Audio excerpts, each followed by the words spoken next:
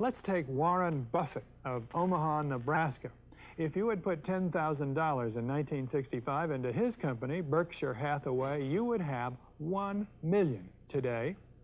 Warren was a chapter in my 1972 book, Super Money, so I've known him a long time.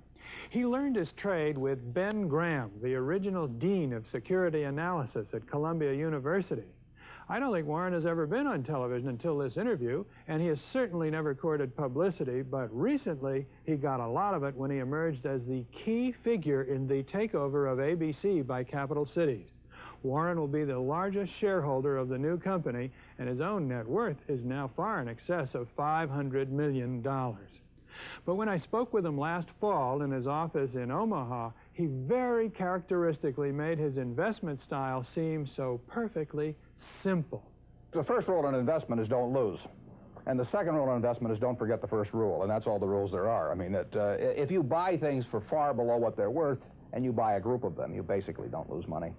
Warren, what do you consider the most important quality for an investment manager? It's a temperamental quality, not an intellectual quality. You don't need tons of IQ in this business. I mean, you have to have enough IQ to get from here to downtown Omaha, but you do not have to be able to play three-dimensional chess or be in the top leagues in terms of bridge playing or something of the sort. You need a stable personality. You need a temperament that neither derives great pleasure from being with the crowd or against the crowd, because this is not a business where you take polls. It's a business where you think. And Ben Graham would say that you're not right or wrong because 1,000 people agree with you. And you're not right or wrong because 1,000 people disagree with you. You're right because your facts and your reasoning are right. Warren, what do you do that's different than 90% of the money managers who are in the market? Certainly most of the professional investors focus on what the stock is likely to do in the next year or two, and they have all kinds of arcane methods of approaching that, but they do not really think of themselves as owning a piece of a business. The real test of whether you're investing from a value standpoint or not is whether you care whether the stock market is open tomorrow. If you're making a good investment in a security, it shouldn't bother you if they close down the stock market for 5 years. All the ticker tells me is the price. Yeah. And I can look at the price occasionally to see whether the price is outlandishly cheap or outlandishly high. But prices don't tell me anything about a business. Business figures themselves tell me something about a business, but the price of a stock doesn't tell me anything about a business. I would rather value a stock or a business first and not even know the price, so that I'm not influenced by the price in establishing my valuation, and then look at the price later to see whether it's way out of line with what my value is. So Buffett chose to stay in this world, Omaha, Nebraska, where corn grows just minutes from downtown. Now, Omaha is a nice town, but nobody claims it's a world financial center. Here, the only thundering herd is actually on 4 feet. Don't you find Omaha a little bit off the beaten track for the investment world? Well, believe it or not, we get mail here, and we get periodicals, and we get all the facts needed to make decisions. And unlike Wall Street, you'll notice we don't have 50 people coming up and whispering in our ear that we should be doing this or that this afternoon. You appreciate the lack of stimulation here? I like the lack of stimulation. We get facts, not stimulation here. How can you stay away from Wall Street? Well, if I were on Wall Street, I'd probably be a lot poorer.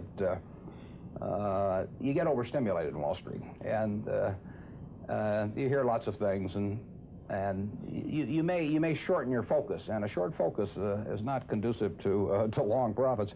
And here I can just focus on what businesses are worth, and I don't need to be in Washington to figure out what the Washington Post newspaper is worth, and I don't need to be in New York to figure out what some other company is worth. It's an intellectual process.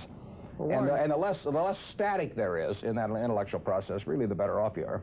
What is the intellectual process? The intellectual process is defining your area of competence in valuing businesses, and then within that area of competence, finding whatever sells at the cheapest price in relation to value.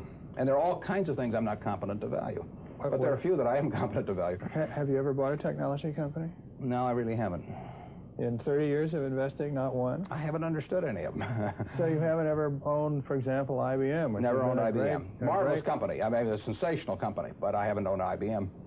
And so here is this technological revolution going on, and you're not going to be a participant. Gone right past me. Is that all right with you? It's okay with me. I don't have to make money in every game. I mean, I don't know what cocoa beans are going to do.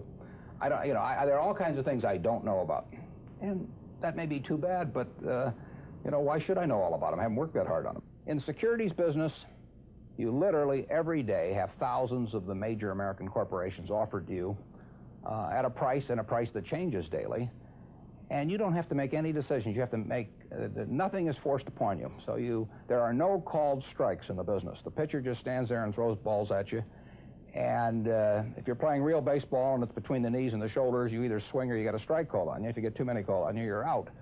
In the securities business, you sit there and they throw U.S. Steel at 25, and they throw General Motors at 68, and you don't have to swing at any of them. They may be wonderful pitches to swing at, but if you don't know enough, you don't have to swing.